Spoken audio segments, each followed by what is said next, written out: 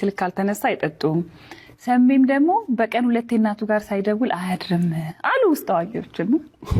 ምን ያህል እውነት ነው? ማነገርሽ እኛ እኮ እናጣለን፣ እንደውላለን፣ ቼክ እናደርጋለን። የእናቴ ነገር አይሆንልኝም፣ እሷም የኔ ነገር አይሆንላትም። ጠዋት ብዙ ሰው ጥያቄ ያነሳል። የጤና ነው ወይስ ክብደት ጨምረሃል? ትንሽ ዝም ብሎ መጨመር ነው? የጤና ነው?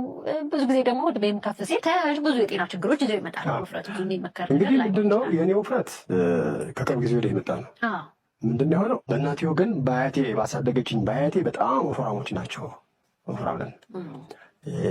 የዘር አለ፣ እሱ ሆርሞን አለ።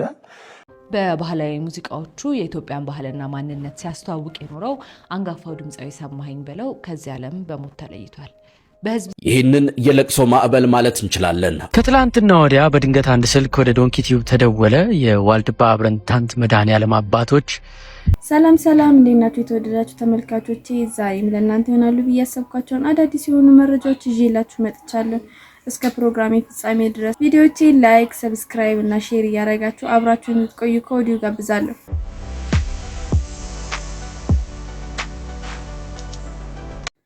ኮሜዲያን እሸቱ በዋልድባ ገዳም ላይ በሰራው ዶክመንተሪ ቪዲዮ በአባቶች በተነሱበት ቅሬታዎች ላይ የይቅርታ ቪዲዮ ሰርቶ ለቋል እና እስኪ እሱን ቪዲዮ ተከታትለን እንመለስ። የዋልድባ አብረንታንት ገዳም አባቶች ኮሜዲያን እሸቱ እባላለሁ። ይህንን ቪዲዮ የምሰራው በቅርቡ በዋልድባ ገዳም ዙሪያ በሰራነው ዶክመንተሪ ቪዲዮ ላይ የተነሱ በአባቶች የተነሱ ጥያቄዎችና ቅሬታዎች ስላሉ ለዛ እንግዲህ የምንመልሰውን ለመመለስ፣ ይቅርታ የምንጠይቀውን ለመጠየቅ፣ የምናስረዳውን ለማስረዳት እንደ ልጅነታችን አባቶቻችን እንዳይቀየሙን፣ እንዳያኮርፉን፣ ከእግዚአብሔርም በረከት እንዳናጣ በጣም በርካታ ነጥቦች ተነስተዋልና ለነዛ መልስ ለመስጠት ነው። ቪዲዮን የሰራ ነው በዋልድባ ዳልሻ ኪዳነ ምሕረት ያለውን የመጠጥ ውሃ ችግር ለመቅረፍ በሀገረ ስብከቱ ሊቀ ጳጳስ በብፁዕ አቡነ እስጢፋኖስ በተጻፈልን ደብዳቤ 3 ዓመት በቃልና በደብዳቤ በቆየ ወረፋ መሰረት ነው። የውሃ ችግር መኖሩን በደንብ አድርገው ጠቅሰው ቢሰራላቸው ደስተኛ እንደሆኑ ጠቅሰው ይህንን ደብዳቤ ወደ ዶንኪ ቲዩብ ጽፈዋል። ሌሎችም የሚያስፈልጉ መስፈርቶችና ደብዳቤዎች በሙሉ ከተሟሉ በኋላ ነው ወደዚህ ገዳም ለስራው ይሄድ ነው። እንግዲህ አባቶቻችን ያለ ምክንያት ይህን ጥያቄ አላነሱም። ስለዚህ ካነሱት ጥያቄ በጣም ብዙ የወሰድነው ትምህርት አለ። እንዲሁም ደግሞ በይፋ ይቅርታ ልንልም የምናምንበት ጥፋት አለ። ስለዚህ እነዚህን ሀሳቦች ለምንወዳቸው ለምናከብራቸው አባቶቻችን እንድታደርሱልን አደራ ላለው። የመጀመሪያው የአባቶቻችን ጥያቄ ይሄ ነው። ብዙ አህዛቦች መነጋገር ያድርገውታል። ከዛ አንጻር የተነሳ ስለ ቋርፍ የተነሳ ትችት አለ። በአባቶች ላይ እስከ መሳለቅ ድረስ የተገለጸበት መንገድ ይመስለኛል። ማስታወቂያ የሚሰራው አካል ያሳየው ገጽታ ነው እንግዲህ ለትችት ያበቃው ብዬ ነው የማስበው። ስለዚህ ቋርፍ እንዴት ይሰራል፣ እንዴት ይበላል፣ ማንኛውንም ነገር መጠየቅ ያለበት ማለት ነው ገዳማውያን አባቶች ናቸው። እንግዲህ አባቶቼ በረከታችሁ ይድረሰኝ። እኔ ልጃችሁ እንዲህ አይነት የቤተ ክርስቲያን ስራዎችን ከዚህ ቀደም እግዚአብሔር ፈቅዶልን በሱ ቸርነት በድንግል ማርያም አማላጅነት የተወሰኑ ቪዲዮዎችን ሰርተናል። ከዚህ በፊት በሰራናቸው ቪዲዮ ሁልጊዜ ለማድረግ የምንሞክረው ወደ ቤተ ክርስቲያን ወደ ገዳም ስንሄድ እዛ ስፍራ ያሉት ሰዎች ገና ለገና የልማት ጥያቄ ስላላቸው የገንዘብ እርዳታ ስለጠየቁ ዝም ብሎ ገንዘብ ጠያቂ ወይ እንደሚለምኑ ብቻ እንዲታዩ አንፈልግም። ሁልጊዜ የምንፈልገው ጀግንነታቸው እንዲታይ፣ ትልቅነታቸው እንዲታይ፣ ክብራቸው እንዲታይ። ኢቭን ይሄን የልማት ጥያቄ ወደኛ የሚያመጡት እግዚአብሔር ከነሱ በረከት እኛን ሊያሳትፈን ሊያድነን እንደሆነ ተመልካች ሁሉ እርግጠኛ እንዲሆን እንፈልጋለን። ከዚህ በፊት የሰራናቸውን ስራዎች በምሳሌ ባነሳ ለንደን ላይ በሰራ ነው የጸርሐ ጽዮን ማርያም ቤተክርስቲያን ቪዲዮ ላይ ያሳየ ነው የውጭ ዜጎች እንኳን ሆነው ምን ያክል ለተዋህዶ ፍቅር እንዳላቸው፣ ምን ያክል ከኛ በላይ ቤተክርስቲያንን እንደሚራቡ እንደሚጠሙ ነው እንጂ ለህንፃ ማስጨረሻ ስጡን ብለው እንደሚለምኑ አይደለም። ቪዲዮውን ስናየው እንዲሰማን የፈለግ ነው። እግዚአብሔር ፍቅሩ ያም ተሳክቶልን ያ ነገር እንደዛ ሆኗል። በኳታርም ስንሄድ የኳታር ስላሴን ቤተክርስቲያን መጀመሪያ ዶክመንተሪ ስንሰራ ብሎ ልመና ሳይሆን ምን ያክል ጀግና እንደሆኑ የሰው ቤት እየሰሩ አርብ ከሰው ቤት በምትሰጣቸው ረፍት ሌሊት ላባቸው እንደወንዝ እየወረደ እንጀራ እየጋገሩ እንጀራ በወጥ ሸጠው ቤተክርስቲያን የገነቡ ቤተክርስቲያን የራባቸው ጀግና እንደሆኑ ለማሳየት ሞክረናል። ልክ በዋልድባም ኬስ ስንመጣ አባታችን እርስዎ እንዳሉት ቋርፉ እንዴት እንደሚሰራ የገዳሙ አባቶች ማብራራት እንዳለባቸው በትክክል አምናለሁ። ይህንንም ገዳሙ በመደበልን አባት ማብራሪያ እንዲሰጡልን አድርገናል። ቪዲዮም ላይ እንዴት እንደሚሰራ እኚህ አባት እሳቸው ሲያብራሩ እኛ ቋርፉን እያሳየን ነበር። በምስል ድምጻቸው ይሰማል፣ በምስል ግን እያሳየን ነበር። ቋርፍ የሚዘጋጀው ጠበሌ ገመሎ ይባላል። ይቆፈርም ከመስከረም 12 እስከ ጥቅምት 12። መራራ የተደረገው ለምንድን ነው? የክርስቶስ መከራ የዕለተ ዓርቡን ሐሞቱን ለማሰብ አባቶቻችን ቅዱሳን ይህን እየተመገቡ የክርስቶስ መከራ ያስታውሱበት ነበረ። ቋርፉን ስቀምሰው አባቶቼ ለማሳየት የፈለግኩት እኔ የውሸትም ያጋነንኩት ሪአክሽን ወይም ግብረ መልስ የለም። በትክክል በእውነት ቋርፉ ያለውን ምሬት ለመብላት የሚከብድ እንደሆነ እዚህ ጋር ለማሳየት የፈለግኩት እኛ የላመ የጣመ እየበላን ከተማ ላይ ምግብ መወዳደሪያ ነው አባቶቼ። እኛ ዛሬ 1000 ብር ምግብ ከበላን ነገ የ3000 እና የ4000 ብር ውድ ሆቴል ሄደን ለመብላት ነው የምንመኘው። ኢቭን የበላነውን ነገር ፎቶ አንስተን ሶሻል ሚዲያ ላይ እንለቀዋለን። እዩት እኔ የምበላው እኮ ከእናንተ የተሻለ ነው እያልን በምግብ ሰዎችን መብለጥ የምንፈልግበት ዘመን ላይ ነን። ምግብ ሲባል ለእኛ ከስታርተር እስከ ዲዘርት 3-4 አይነት አማራጭ ያለው በጣፋጭ ምግቦች የተከሸነ ጣዕም በቃ ከዕለት ዕለት ምላሳችን የተሻለ ጣዕም እየለመደ እንደው መደበኛ ምግብ ሲቀርብልን ፈጣሪን የምናማርርበት ዘመን ላይ ነው ያለ ነው። እኛ እንደዚህ የምግብ ባሪያ ሆነን እናንተ ግን በቀን አንድ ጊዜ እንደዚህ አይነት የሚመር ነገር በልታችሁ መኖራችሁ እጹብ ድንቅ ነው እና ይህንን አጉልቶ ለሕዝብ ለማሳየት ሰው የምግብ ባሪያ እንዳይሆን ሰው ከእግዚአብሔር አፍ በሚወጣ ቃል እንጂ በምግብ እንደማይኖር እናንተ በሕይወት የኖራችሁትን ነገር አጉልቶ ለማሳየት እፈልግ ነበር። ለዛ ነው ካሜራውም ቅርብ አድርጎ ቋርፉንም የሚያሳየው የኔንም ፊት የሚያሳየው። እውነቱን ለመናገር አባቶቼ ያ ነበር የኔ ዓላማ። ከዓለም የተለየ ምግብ ስለሆነ ዓለማውያን የሚቸገሩበት ነው። መናንያን ግን እንደ ስኳር እንደ ማር የሚጣፍጣቸው ጌታ ይባረክላቸው።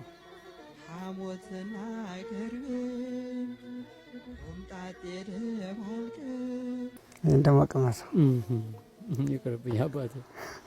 ይሄኛው እንደዚህ የሆነ ይብስል። አዎ ይሄ ይበሳል። ነገር ግን ጠላት ዲያብሎስ ይሄ ዓላማ ሲሳካ ደስ አይለው። የእናንተ ክብር ሲገለጥ ተናደደ። ስለዚህ ክፉ ሰዎችን እያስነሳ እነሱም መቼም ያሳዝናሉ። እግዚአብሔር ምሕረቱን ያወርድላቸው። በሚያድነው ነገር የጠፉበት ሰዎች አሉ። ልክ በዛው ልክ ደግሞ የሌላ ሃይማኖት ተከታዮች እንኳን ሆነው የኛ ቪዲዮ ስር ያለውን ኮመንት እንደው ስናየው በጣም ተደንቀው እንደዚህ አይነት ናት ወይ ኦርቶዶክስ እንዲህ ናት ወይ የገዳም አባቶች ለካ እንደዚህ ነው ወይ ኢትዮጵያን በጸሎታቸው ያቆሙት ብለው የሌላ ሃይማኖት ተከታዮች በእጅጉ ምስክርነታቸውን የሰጡበትና ዓላማው የተሳካበት ሁኔታ አለና ቋርፉ ላይ ያ ነበር የኔ ፍላጎት። ነገር ግን ለተፈጠረው መሰናክልነት በልዑል እግዚአብሔር ስም በእውነት አባቶቼ ይቅርታ እጠይቃለሁ። ከትላንትና ወዲያ በድንገት አንድ ስልክ ወደ ዶንኪ ቲዩብ ተደወለ። የዋልድባ አብረንታንት መድኃኔዓለም አባቶች የይቅርታ ቪዲዮን ስላዩ ኮሜዲያን እሸቱን ማግኘት እንፈልጋለን ብለዋል የሚል መልእክት ነበረ። እኛ ያላችሁበት ድረስ እንምጣ የሚል ሀሳብ ስናቀርብ አይ ቢሮውንም በዛው መተን መባረክ ስለምንፈልግ እኛ ቢሮ እንመጣለን በአካል ግድ የለም ጠብቁን ብለው ቢሮ መጡ ማለት ነው የዋልድባ አብረንታንት መድኃኔዓለም አባቶች። እንግዲህ የሆነውን አይታችሁ ትደሰቱ ዘንድ እነሆ አሳዛኝ የሆነ መረጃ አለን። እንግዲህ በባህላዊ ዘፈኖቹ የሚታወቀው ሰማኸኝ በለው ከዚህ ዓለም በሞት ተለይቷል። እንግዲህ ለመላው አድናቂዎቹና ለቤተሰቦቹ መጽናናትን እንመኛለን። ሰሜ ጠዋት እናቱም ቡና አፍልቶ ለመጠጣት የሰሜ ስልክ ካልተነሳ አይጠጡም። ሰሜም ደግሞ በቀን 2 እናቱ ጋር ሳይደውል አያድርም አሉ ውስጥ አዋቂዎችም። ምን ያህል እውነት ነው? ማነገርሽ እኛ እኮ እናጣለን፣ ደውላለን፣ ቼክ እናደርጋለን። የእናቴ ነገር አይሆንልኝም፣ እሷም የኔ ነገር አይሆንላትም። ጠዋት ከእንቅልፌ ስነሳ የመጀመሪያ ስራዬ ፈጣሪን አመስገኝ ስልኬን የምነካው እናቴ ጋር ነው። እታለም ጋር እናት አለም ምን ነው ማለት እናት አለም እላታለሁ። አቤት ልጅ አለም ትለኛለች። ሰላም አደርሽልኝ ስላት ደህና ነኝ ልጅ ሰላም አድሬያለሁ ደህና ነኝ ይያል መስጊድ ደህና ነኝ። ቁርስ ቀመሽ ምናምን ሰጣረክ ያንተ ድምፅ ሳልሰማ አንተን ሳልሰማ አሁን ቡና እጠጣለሁኝ ድምፅህን ሰማሁኝ በል ማታ ደውልልኝ ትላለች። ማታም እንደዛው ነው እና የእናቴና የኔ አታችመንት በጣም ትንሽ ከሌላው ይለያል። ሁሉም እናቱን ይወዳል፣ የኔ ይለያል። ድምፃዊ ሰማኸኝ ከመሞቱ በፊት ምን ሲል እንደነበር አዳምጡት። 7 ሳምንት ሕክምና 10 ኪሎ ቀንሻለሁኝ። ውፍረቱ እንደቀጠለ ነው። እጅግ ያሳዝናል። ከህመሙና ከውፍረቱ ለመዳን ከፍተኛ ጥረት እያደረገ ነበረ። ነፍስ ይማር። ለፈጣንና ወቅታዊ መረጃ የፎሎ ምልክቷን ተጫኑ። 10 ኪሎ ቀንሻለሁኝ። ዛሬም የኪሎ ለውጥ አለ። እንግዲህ በ7 ሳምንት ሕክምና 10 ኪሎ ቀንሻለሁኝ። ውፍረቱ እንደቀጠለ ነው። ድምፃዊ ሰማኸኝ በለው ሰሜ ባላገር ሕክምናውን እያከታተልኩ ነው። እጅግ በጣም አመሰግናለሁኝ። ጉሉ ኢትዮ ቱርኪ በጣም ወዳቸዋለሁ፣ አከብራቸዋለሁ። ተመልካቾቼ ጥረቴን አበረታቱኝ፣ ወዳችሁ። በባህላዊ ሙዚቃዎቹ የኢትዮጵያን ባህልና ማንነት ሲያስተዋውቅ የኖረው አንጋፋው ድምፃዊ ሰማኸኝ በለው ከዚህ ዓለም በሞት ተለይቷል። በህዝብ ዘንድ እጅግ ተወዳጅነትን ያተረፈውና ሰሜ ባላገሩ በሚል ስም የሚታወቀው ድምፃዊ ባደረበት ህመም በሕክምና ሲረዳ ቆይቶ ነው በዛሬው ዕለት ማረፉን ወዳጆቹ የገለጹት። ሰሜ ባላገሩ በባህላዊ ሙዚቃዎቹ የኢትዮጵያን ባህል በማስተዋወቅና በማሳደግ ረገድ ትልቅና የማይረሳ አሻራንም አሳርፏል። ሁለገቡ የጥበብ ሰው ከሙዚቃ ዓለም በተጨማሪ በትወና በፊልም ላይ ንቁ ተሳትፎም ነበረው። ሰማኸኝ በድምፃዊነቱ ብቻ ሳይሆን አዳዲስ የጥበብ ሰዎችንም ወደ አደባባይ ለማውጣት በክልሎች ጭምር በመዘዋወር በኢትዮጵያ ብሮድካስቲንግ በሚዘጋጀው የኢትዮጵያን አይዶል መድረክ ላይም በዳኝነት አገልግሏል። ይህም ወጣቶችን በመቅረጽና በማበርታት በኩል ያለውን ቁርጠኝነት፣ ለኪነ ጥበብ እድገት የነበረውን ጥልቅ ፍቅር የሚያሳዩ ልዩ መገለጫዎቹ ነበሩ። ሰማኸኝ በለው ባለትዳርና የ4 ልጆች አባት ነበር። የሰማኸኝ በለው ልዩ የጥበብ ስራዎችና ድንቅ ስብዕና ምንጊዜም በኢትዮጵያ ልብ ውስጥ ህያው ሆኖ ይኖራሉ። የኢትዮጵያ ብሮድካስቲንግ ኮርፖሬሽን ለአድናቂዎቹ፣ ለቤተሰቦቹ፣ ለወዳጆቹና ለመላው የጥበብ ቤተሰብ መጽናናትን ይመኛል። እጅግ በጣም ያሳዝናል። ሰሜ ባላገሩ ሰማኸኝ በለው ከዚህ ዓለም በሞት መለየቱን በዚህ ሰዓት የወጡ መረጃዎች እያሳዩ ይገኛሉ።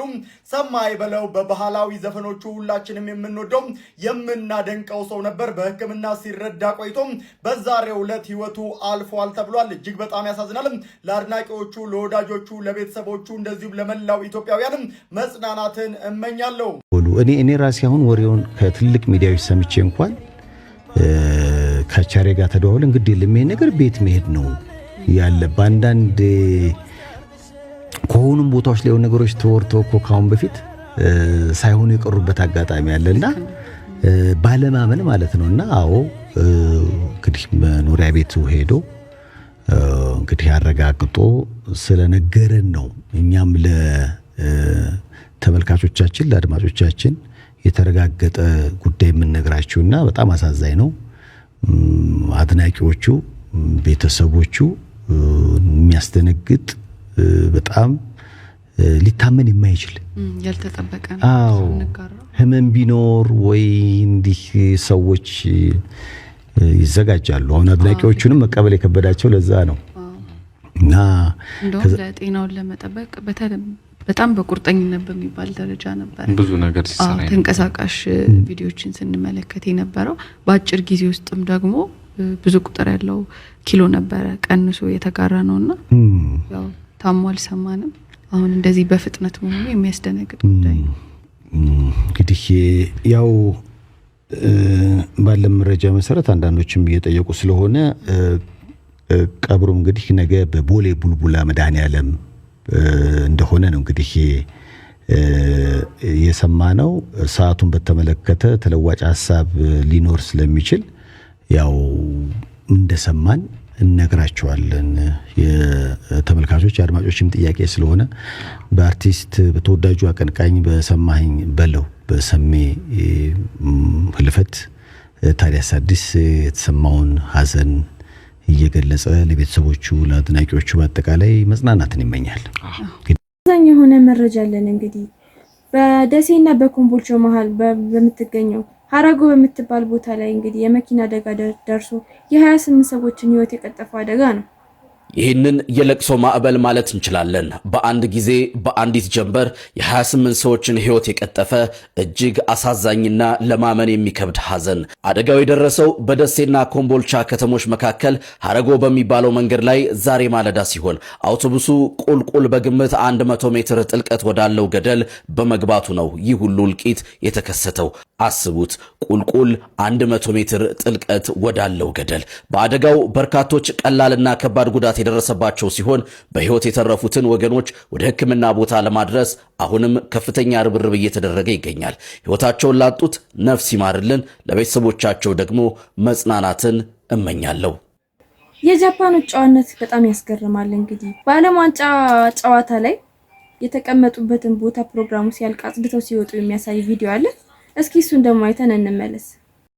በጣም ብዙ ጨዋ ደጋፊዎችን አይታችሁ ልታውቁ ትችላላችሁ። እንዲሁም ደግሞ ጨዋ ማህበረሰብ አይታችሁ ልታውቁ ትችላላችሁ። ነገር ግን እንደ ጃፓን አይነት መቼም የትም አይተን አናውቅም። በትናንትናው ዕለት ጃፓን የዓለም ዋንጫ ጨዋታዋን ማለት ነው ከኔዘርላንድስ ጋር አድርጋ ነበረ። እጅግ በጣም በሚገርም ሁኔታም እንግዲህ 2-2 በሆነ አቻ ውጤት ጨዋታውን አቻ ሆና ማጠናቀቅ ችላለች። እጅግ በጣም አስገራሚ እንዲሁም ደግሞ ጥሩ የሚባል ውጤት ነበረ ለጃፓን። ነገር ግን በዛ ጨዋታ ላይ ማለት ነው ሙሉ ስቴዲየም ውስጥ የሚገኙ የጃፓን ደጋፊዎች ጨዋታው ከተጠናቀቀ በኋላ የተለያዩ ሲጠቀሙባቸው የነበሩ የውሃ መጠጫ ኮዳዎችን ጨምሮ ማለት ነው የተለያዩ ቆሻሻዎችን ሰብስበው አጽድተው ነበረ የወጡት። ጃፓኖች ይህን ሲያደርጉ ይህ የመጀመሪያቸው አይደለም። በተለያዩ መድረኮች ላይ እንዲሁም ደግሞ በተለያዩ ጨዋታዎች ላይ ማለት ነው ስቴዲየም ውስጥ ተጠቅመው እንዲሁም ደግሞ ጨዋታውን ደግፈው በሚጨርሱበት ሰዓት አጽድተው ነበር የሚወጡትና ይህ ነገር በርካቶችን እያስገረመ ይገኛል። በርካታ በስቴዲየም ውስጥ የሚገኙ የሌላ ክለብ ደጋፊዎች እንዲሁም ደግሞ ሌሎች በስቴዲየም ውስጥ የነበሩ ሰዎችና ሚዲያዎችም ጭምር ማለት ነው ጃፓናውያንን በምትመለከቱት መልኩ ሲታዘቡ እንዲሁም ደግሞ በአግራሞት ሲመለከቷቸው ነበር ስንመለከት የነበረ። ጃፓንም እንግዲህ እጅግ በጣም ዲሲፕሊን የሆኑ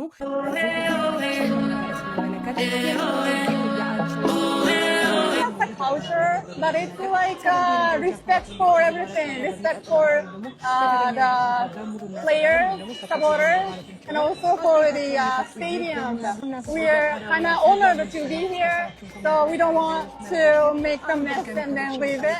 So I think that's the reason why we're doing it. Japanese fans cleaning the stadium after their game against the Netherlands shows that these guys cannot just change. This is just what we see every now and then from the Japanese fans. We saw them in the last World Cup and they're doing the same thing. Not you.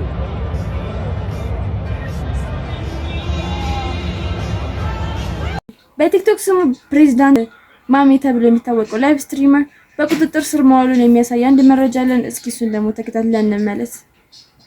ቲክቶከሩ በቁጥጥር ስር መዋሉ ተሰማ። በቲክቶክ ስሙ ፕሬዝዳንት ማሜ ተብሎ የሚታወቀው ላይቭ ስትሪመር ከኢትዮጵያ ባህል ያፈነገጠና የግለሰቦችን ክብር የሚነካ ጸያፍ ስድብ በመሳደቡ ነው በቁጥጥር ስር ሊውል የቻለው።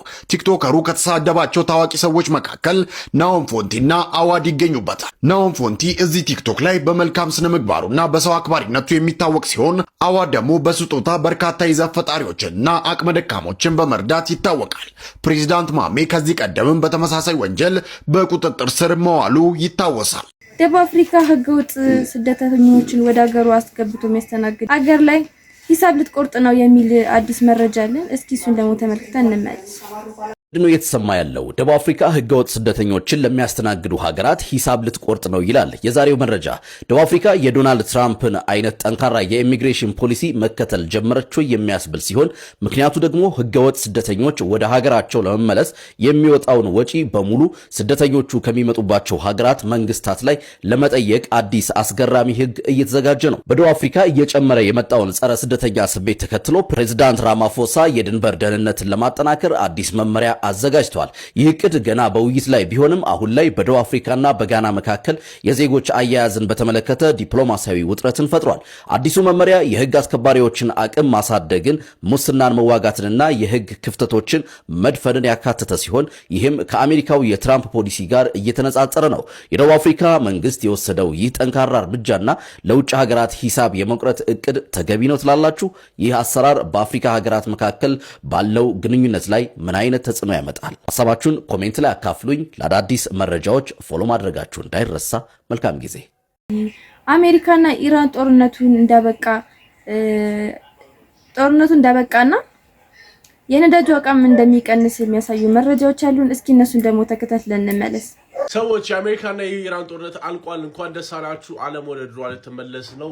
መርከቦች እንግዲህ ሞተራችሁን አሙቁ ተብሏል። ከዛ በተጨማሪ ደግሞ ኢራን ልትበለጽግ ነው። በጣም ሀብታም ልትሆን ነው። ከጦርነቱ በፊት እንደነበረችው ሲሆን ከዛ በፊት ላችሁ ሰዎች አሜሪካና የተባበሩት መንግስታት ድርጅት ኢራን ላይ ጥለውባት የነበረው ማዕቀብ በሙሉ ሊነሳላት ነው። አጠቃላይ ሙሉ ዝርዝሩን እዚህ ቪዲዮ ላይ ነግራችኋለሁ።